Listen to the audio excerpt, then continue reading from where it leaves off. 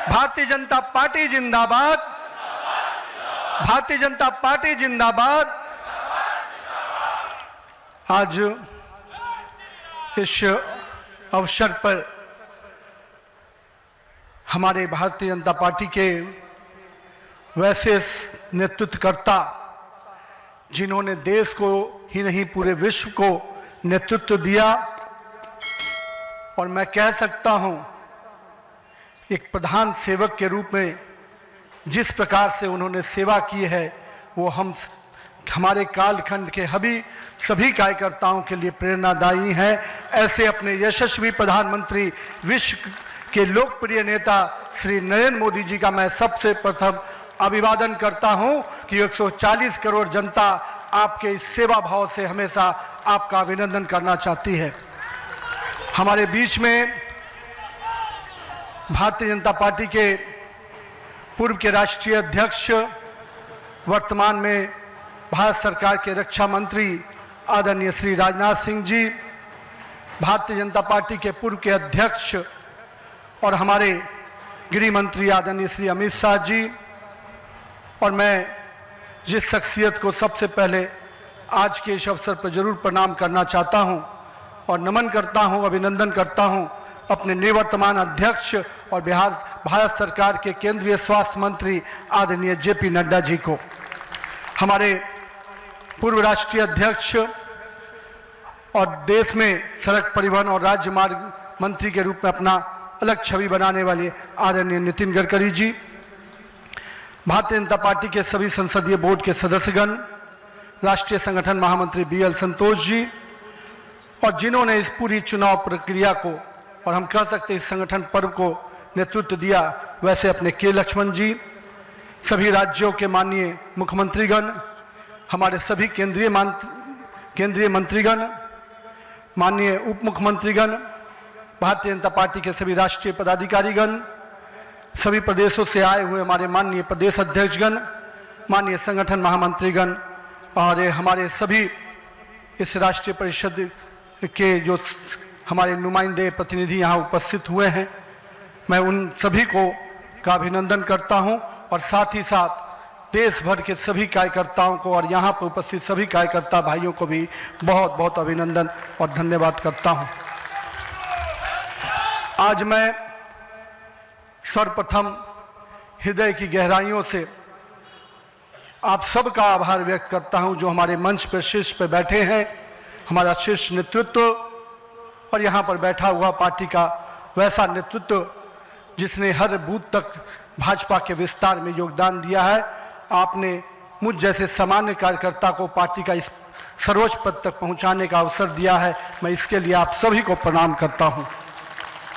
माननीय आदरणीय प्रधानमंत्री जी, मैं हृदय से आपका आभार व्यक्त इसलिए करता हूं क्योंकि हम लोग ने हमेशा दूर से ही एक कार्यकर्ता के रूप में किस प्रकार से आप देश सेवा का काम लगातार कर रहे हैं।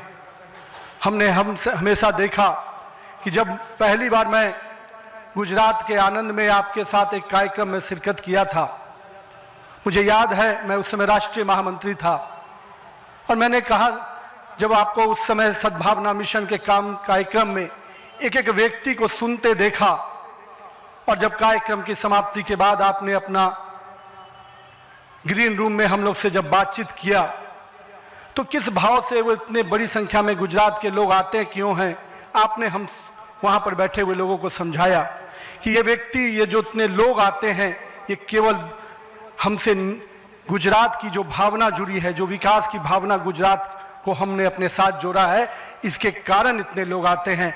मैंने उस दिन समझा कि एक व्यक्ति बड़ा तब बनता है जब लोगों की भावनाओं से अपने आप को जोड़ता है।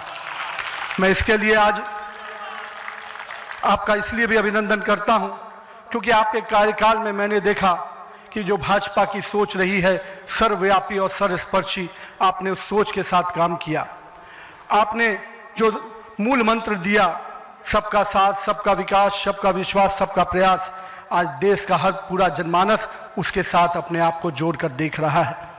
मैं आज इस अवसर पर पुनः पूरे आदर और सम्मान के साथ अपने निवर्तमान अध्यक्ष जेपी नड्डा जी का अभिनंदन करता हूं, इसलिए कि पिछले कार्यकाल में मैंने देखा कि किस प्रकार से संगठन को आपने अभूतपूर्व रूप से विस्तार खुद करते हुए किया। साथ ही साथ कार्यकर्ता आधारित कैसे राजनीति हो इसको आपने बढ़ाया। और अभी बहुत बड़ी बात हम लोग सब लोगों ने देखा, जिस कोरोना कालखंड में एक एक व्यक्ति अपने घर के अंदर महफूज हो रहा था, उस समय सेवा के उस परंपरा को, सेवा की संस्कृति को आपने जिस प्रकार से समाज में भाजपा कार्यकर्ताओं से आह्वान किया कि आप जाइए, आगे बढ़िए और सेवा के भाव से इस देश में कोरोना कालखंड में लोगों की सेवा कीजिए। पूरा संगठन आपके साथ खड़ा रहा। माननीय प्रधानमंत्री जी का जो निर्देश था उसको आपने जिस तरीके से लागू किया वो हम सब कार्यकर्ताओं के लिए अनुकरणीय हुआ। और मैं इसलिए उस समय को याद करता हूं कि जब विपक्ष के लोग घर में दुबके थे और भाजपा कार्यकर्ता हर काल कोरोना के पीड़ितों की सेवा में लगा था, वो कहीं ना कहीं माननीय प्रधानमंत्री जी का यशस्वी नेतृत्व था, आपका मार्गदर्शन था, तभी हम उस कालखंड से, उस आपदा से निकलकर बाहर आ पाए। मैं आज इस अवसर पर पार्टी के अपने पूर्व के सभी राष्ट्रीय अध्यक्ष को स्मरण भी करता हूं और हमारे कई राष्ट्रीय अध्यक्ष जो यहाँ पर बैठे हैं, मैं उनका भी अभिवादन करता हूं। मैं देखा हूं 2006 में मैं पहली बार जब विधायक बना, उस कालखंड से लेकर किस प्रकार माननीय हमारे पूर्व के राष्ट्रीय अध्यक्ष राजनाथ सिंह जी ने पार्टी के कामों को हमेशा हर कार्यकर्ता से जोड़ने का प्रयास किया। मैंने जब नितिन गडकरी जी को देखा तो मैंने देखा कि किस प्रकार से संगठन के हर मोर्चा और सेल को उन्होंने गढ़ने का काम किया। और मैंने जब गृह मंत्री जी को राष्ट्रीय अध्यक्ष के रूप में देखा तो बूथ तक के कार्यकर्ताओं की चिंता करते हुए मैंने उनको देखा। मैंने उनको इस रूप में देखा कि किस प्रकार से आज पार्टी का जिस स्थान पे हम लोग आज खड़े हैं, कार्यालय कार्यकर्ता के लिए मैं कह सकता हूं तीर्थ स्थान होता है, और जहां से कार्यकर्ता अपनी ताकत पाता है, उस कार्यालय को भी आपने किस प्रकार से पूरे देश में एक निर्माण करने की योजना बनाई। और आज हर बूथ का कार्यकर्ता अपने आप को उस तीर्थ पर जाकर अपने आप को धन्य महसूस करता है। मैं आज अपने पूर्व के सभी राष्ट्रीय अध्यक्षों को इस अवसर पे बहुत बहुत अभिनंदन करता हूं और साथ ही साथ उन सब को स्मरण करते हुए उनका आभार व्यक्त करता हूं कि उन्होंने पार्टी को इस मुकाम तक पहुंचाने में बहुत बड़ा योगदान दिया है। मैं आज नमन करता हूं उन लाखों कार्यकर्ताओं को जिन्होंने पार्टी का संगठन, राष्ट्रवाद के विचार और भारत माता की मान बढ़ाने के लिए अपना जीवन न्यौछावर किया। आज उनकी तपस्या और त्याग ही है का परिणाम है कि आज पार्टी इस ऊंचाई तक पहुंच पाई है। मैं उस भूमि से आता हूं जहां महात्मा बुद्ध, महावीर, चाणक्य, सम्राट अशोक, आर्यभट्ट, गुरु गोविंद सिंह, जेपी, राजेंद्र बाबू और जननायक कर्पूरी ठाकुर की वो भूमि को भी मैं नमन करता हूं। उस पाटलिपुत्रा की भूमि को भी नमन करता हूं। साथ ही साथ इस अवसर पर मैं अपने माता और पिता को भी निश्चित रूप से स्मरण करते हुए उनको नमन करता हूं, क्योंकि कहीं ना कहीं आज मेरे व्यक्तित्व में किसी एक शख्सियत का मैं मानता हूं तो निश्चित रूप से मेरे माता पिता का संस्कार, पार्टी का विचार और कहीं ना कहीं मेरे बड़ों का मार्गदर्शन मुझे यहाँ तक पहुँचाया है और मेरे कार्यकर्ताओं का स्नेह मुझे यहाँ पर पहुँचाया है। आज के दिन मैं अपने क्षेत्र की जनता को भी प्रणाम करता हूँ, जिसने मुझे एक विधायक के रूप में चुना जरूर, पर संगठन ने मुझे जिस प्रकार से गढ़ने का काम किया, आज मैं इसी कारण से उस जनता के आशीर्वाद और पार्टी के मार्गदर्शन के कारण यहाँ तक पहुँच पाया हूँ। आज का क्षण मेरे लिए संकल्प का क्षण है। आज सिर्फ एक पद को धारण नहीं कर रहा हूँ, मैं पार्टी के इस विचार को, परंपराओं को, एक राष्ट्रवादी आंदोलन की जिम्मेदारी को स्वीकार कर रहा हूँ। और मैं इस अवसर पर साथ अपने सभी वरिष्ठ कार्यकर्ताओं को भी प्रणाम करता हूँ। साथियों, हम लोगों ने देखा है श्यामा प्रसाद मुखर्जी जी का प्रखर राष्ट्रवाद किस प्रकार से हमारे हर कार्यकर्ताओं के मन में बसा हुआ है। पंडित दीनदयाल जी के उपाध्याय के अंत्योदय और माननीय स्वर्गीय अपने सधे भारत रत्न अटल बिहारी वाजपेयी जी का सुशासन की राजनीति, आज माननीय प्रधानमंत्री जी उसको आत्मसात करते हुए विकसित भारत की परिकल्पना हम सबके सामने रखी है। और आज 140 करोड़ भारतवासी अपने आप को इस विकसित भारत के सपने के साथ जोड़कर देश को आगे बढ़ाने में लगा है। मैं इसके लिए तहे दिल से माननीय प्रधानमंत्री जी का आभार व्यक्त करता हूँ। अभी माननीय प्रधानमंत्री जी अपने संबोधन में बता रहे थे किस प्रकार से अंत्योदय की योजनाओं को उन्होंने नीचे उतारा है। जल जीवन मिशन ही नहीं, हम महिलाओं को 11 करोड़ शौचालय की योजना को भी याद करना चाहेंगे। किस प्रकार से महिलाओं का सम्मान बढ़ा, 13 करोड़ 4 करोड़ लोगों को पक्के मकान मिले, 42 करोड़ लोगों को आयुष्मान भारत, 56 करोड़ लोगों के जनधन खाते खुले। मुझे आज भी याद है जब जनधन खाता खोलाने की बात हो रही थी तो कई लोग देश में, जब हम भाजपा के लोग इसको आगे बढ़ा रहे थे तो लोग हमारा मजाक उड़ा रहे थे। पर मैं आज भी मानता हूं, गरीब के खाते में अगर 1 रुपया दिल्ली से चलता है तो 1 रुपया अगर गरीब के खाते में पहुंच पाता है तो ये कहीं ना कहीं उस जनधन खाते का वरदान के रूप में मैं देखता हूं। मैं आज के दिन माननीय प्रधानमंत्री जी के इस सबके साथ और सबके विकास के इस नारे को फलीभूत होता देख रहा हूं। हम लोगों ने लंबे समय से कुछ नारे को, भाजपा के कार्यकर्ता, हमारे जनसंकाल के कार्यकर्ता लगातार कुछ नारे को गढ़ते थे। रामलल्ला हम आएंगे, मंदिर वहीं बनाएंगे, जहां हुए बलिदान मुखर्जी वो कश्मीर हमारा है, एक देश में 2 विधान 2 प्रधान 2 निशान नहीं चलेगा। साथियों, आज भाजपा के कार्यकर्ताओं ने वो कालखंड देखा जब अयोध्या का भव्य राम मंदिर का मार्ग प्रशस्त हुआ। आज जम्मू कश्मीर की जनता ने 370 धारा से मुक्ति का दौर देखा। आज सांस्कृतिक व राष्ट्रवाद की विचारें और मजबूत हो रही हैं। साथियों, मुझे याद है अब वो समय जब हम लोग आज श्रीनगर के लाल चौक पर तिरंगा लहराते देखते हैं तो गर्व की अनुभूति होती है। हमने वो दौर भी देखा था जब पाकिस्तान के झंडे लहरा रहे थे और दिल्ली की सरकार बैठकर मौन बैठी थी उस समय, क्योंकि वो समय हम लोगों ने युवा मोर्चा के कालखंड में काम करने का जब मौका मिला था तो हमने देखा था उस समय जब माननीय प्रधानमंत्री जी उस कालखंड से 370 को समाप्ति किए तो कहीं ना कहीं पूरे कश्मीर की फिजा बदली है और आज कश्मीर का लाल चौक तिरंगे से लहराया नहाया नजर आता है। ये परिवर्तन हमारे देश में आया है। साथियों, हम भारतीय जनता पार्टी के उस समान राजनीतिक दल नहीं जिसके लिए हम काम करते हैं, हम उस विचार के साथ काम करते हैं जिस विचार से हम राजनीतिक अभिव्यक्ति के साथ साथ उस नारे के साथ काम करते हैं जहां राष्ट्र प्रथम के नारे, नेशन फर्स्ट, पार्टी नेक्स्ट और सेल्फ लास्ट, माननीय प्रधानमंत्री जी ने इस नारे के साथ हम लोग को जोड़ा है, हमारे नेतृत्वकर्ता ने हमें जोड़ा है और हम सब के लिए ये प्राथमिकता होनी चाहिए कि हम राष्ट्र के आगे रखकर ही अपने कामों को आगे बढ़ाएं। साथियों, हम अपने नेतृत्वकर्ता के संघर्ष और बलिदान से सीखने की आवश्यकता है। ये हम वैसे राजनीतिक दल के लोग हैं जहां राजनीतिक सत्ता नहीं साधना है, राजनीतिक भोग नहीं त्याग है, राजनीतिक ऐशो आराम नहीं तपस्या है, राजनीतिक कोई पदभार नहीं उत्तरदायित्व है। तो आइए हम सब कार्यकर्ता इस संकल्प के साथ अपने नेतृत्वकर्ता के इस परिश्रम और पुरुषार्थ के साथ अपने आप को जोड़े। मेरे प्रिय कार्यकर्ता साथियों, यदि भाजपा आज विश्व की सबसे बड़ी राजनीतिक दल बनी है तो इसका मुख्य कारण हमारा प्रेरणादायी नेतृत्व है, हमारा विचारधारा है और हमारे लाखों कार्यकर्ताओं का मेहनत है। वो कार्यकर्ता जो बिना फोकस में आए अनवरत काम करता है, वो कार्यकर्ता जो कठिन से कठिन परिस्थिति में भी भारत का ध्वज झुकने नहीं देता है, वो कार्यकर्ता जो सीना ठोक के कहता है तेरा वैभव अमर रहे माँ, हम दिन 4 रहे न रहे।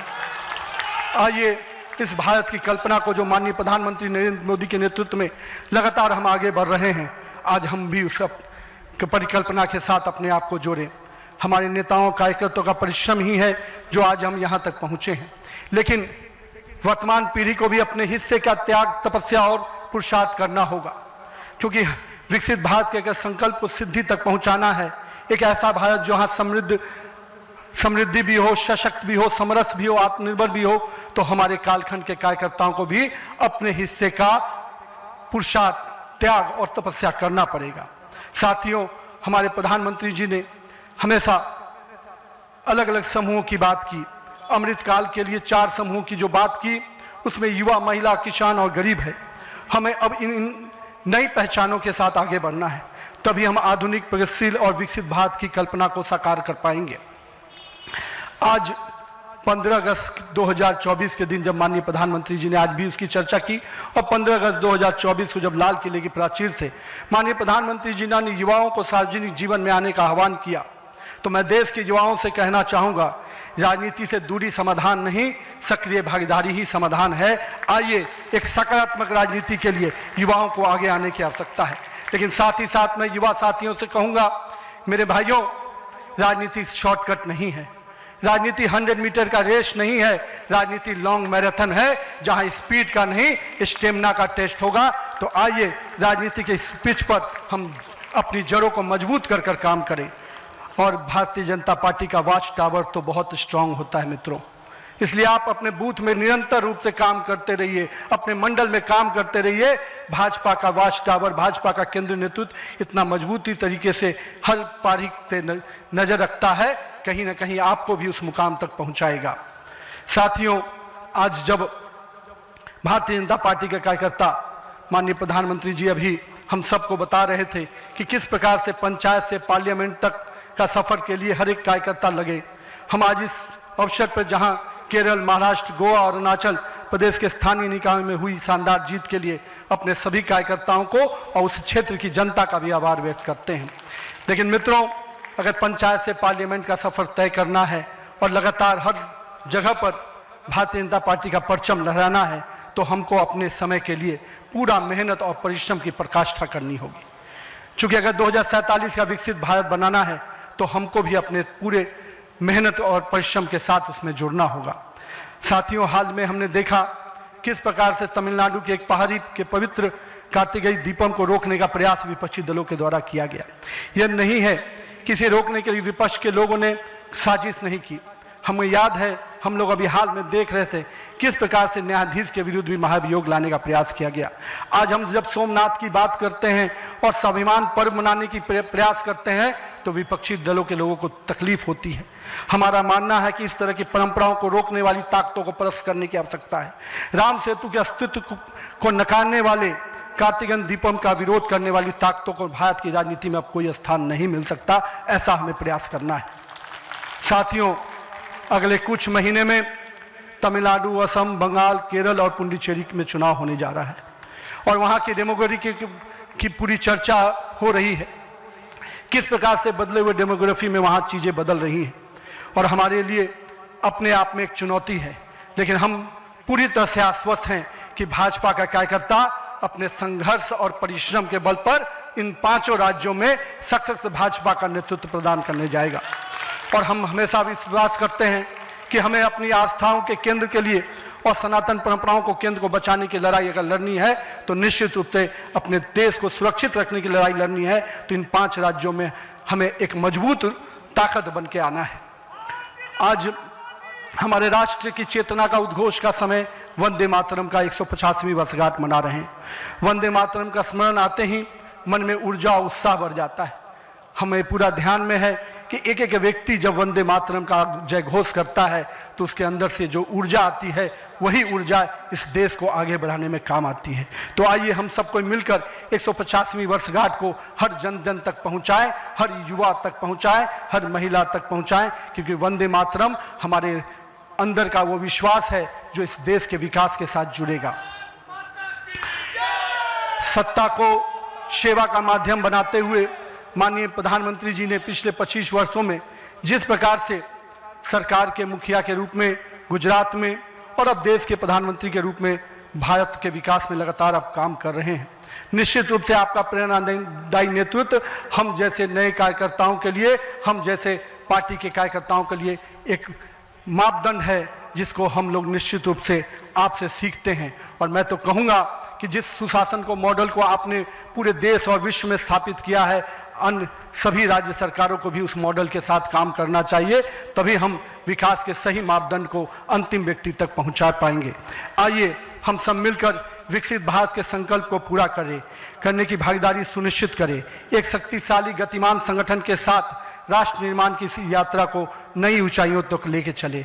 भारत माता की जय। वंदे मातरम।